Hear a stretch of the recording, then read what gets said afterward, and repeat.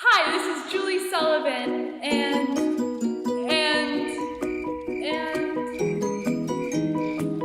Kibios. And this is Crash Course Feminism, and we'll be talking about feminist movements worldwide. 55.0 years from the first wave of feminism in Western Europe to the present-day modern movements in the Middle East and Europe. We're literally going to be talking about women wanting gender equality.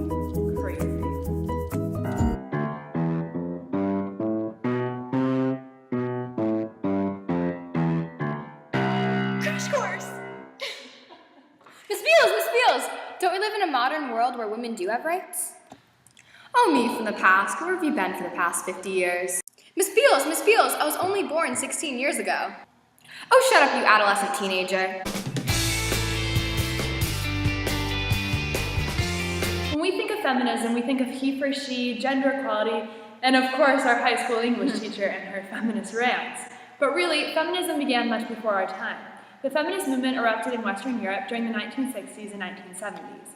After the US passed the 19th Amendment granting women the right to vote, the feminist movement sparked. See what I did there? At first, women just wanted a say in politics. However, the movement soon progressed to women wanting equal work opportunities and equality in all aspects of life. In Western Europe, women were inspired by the US and began fighting for equality in the workplace.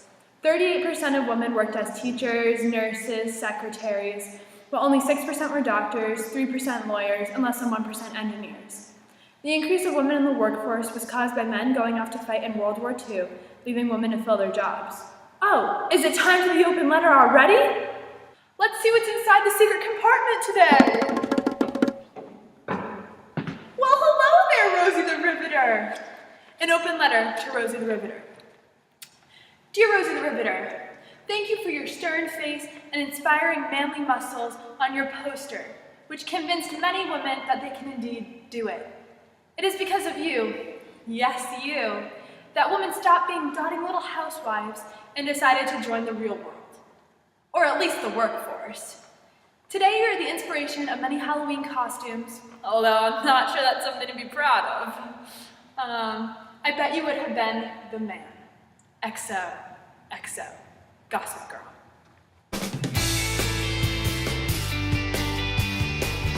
In other parts of the world, there is much more greater discrimination. Yemen, a Muslim country in the Middle East, has been declared the worst place to live as a woman. Literally the worst place in the world to live. At a young age of 8, girls are married off to older men. People may consider them perverts. Marriages are arranged with the fathers, and women are not allowed to marry a non-Yemeni man without approval from both her family and the state. Sharia law enforces these cultural practices. Side note. Sharia law is basically a guide for Muslims on how to live life and treat others. It is the basis of Islamic culture derived from the texts of the Quran and Hadith. These laws justify the discrimination of genders and the idea that women are inferior to men. Once married, the girls are often engaged in sexual intercourse with or without their consent, sometimes before they reach puberty. Women have no control over their body's uses and are often subject to genitalia mutation despite it being banned by the Ministry of Public Health. Women are denied health care and birth control, causing 1 in 39 women to die in child labor. While women have the right to own property, they are unaware of this right because of high illiteracy among women. Although only a few women have the opportunity to work, the pay ratio between men and women is 100 to 30. That is equivalent to men getting paid $1 and women 30 cents. In court, women are seen as half a witness and as half a man. They cannot testify in cases of adultery or theft. While men have the right to divorce without reason, women must go through an extensive process to justify their reasoning for ending their marriage. The cultural customs of Yemen have prevented women from gaining equality, but organizations like the Women's Development Strategy and the Human Rights Watch have attempted to protect them. Saudi Arabia is another Muslim country in the Middle East that follows Sharia law. Like Yemen, the customs of Sharia law and the traditions of the Arabian Peninsula have created huge gender gaps. Bigger than this! In Saudi Arabia, many follow Wali, the belief that women need a male guardian. Women need permission to travel if under 45, to get a job, to pursue education, divorce or marry, have medical surgery, or to open a bank account. In court, women are unable to swear themselves in and must have a male to do it for them. When testifying, they must have 6 male witnesses, while men only need 2. There have been a few attempts to give Saudi Arabian women more political rights. In 2013, the domestic violence law legalizes sexual, physical, and psychological abuse of women.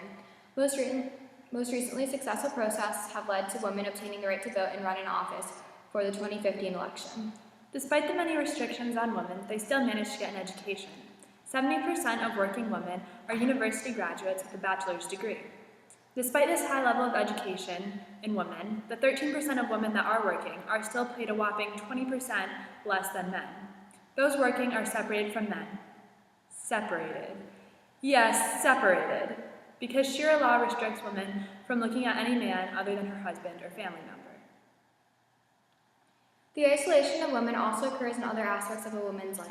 At restaurants, women must have a male escort and are required to sit in the family section, which is like a private room, to prevent the waiters from seeing them without a veil on. Oh, side note! Sharia law makes it a crime for women to show any part of her body that is not her hands or eyes, which is why women must wear a head covering called a hijab, a black cloak called a abaya, and a niqab, which is commonly known as a face veil. At home, women are only allowed in public places of the house, like the living room.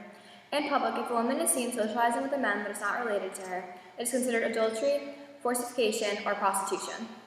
Like Yemen, Saudi Arabia is also under Human Rights Watch. The difference being that this watch is focused on the limitations placed on women in sports.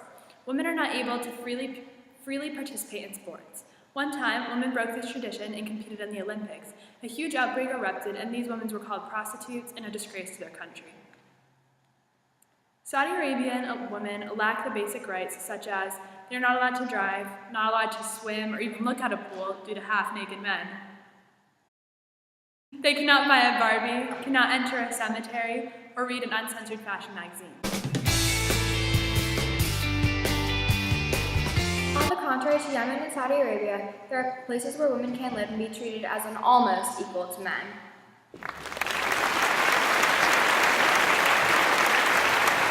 Western Europe countries tend to offer more equality between the sexes. In the global gender gap rankings, Sweden was ranked the fourth smallest gender gap in the world. In Sweden, the importance of equality is stressed through the teaching of gender equality in schools, International Women's Day, and through the adaptation of gender mainstreaming from the United Nations. Side note! Gender mainstreaming states that the inequality among the sexes is not a small or isolated issue, but a continual process that demands to be dealt with. In Sweden, many laws have been passed to protect women and offer them basic human rights. One of the first acts passed was the right for women to control their bodies, in addition to the right to receive an abortion. Despite the many laws passed, women are continually beat and abused as a man's way of silencing them. In an attempt to stop the violence, the discrimination law was passed. Side note! The discrimination law prohibits discrimination in the workforce and states that all types of harassment must be investigated to make sure that they're not gender-based. While gender discrimination is still dominating in Sweden, women continue to access and utilize their rights. Women make up 46% of parliament, and 13 out of the 24 government ministries are women. To add to these great numbers, Sweden also has the highest pay percentage for women, a whopping 96%. That means that women get paid 96 to every dollar a man gets paid. Educationally, women are offered equal opportunities, and 2/3 of all degrees handed out are awarded to women. While the rights of women vary in the world,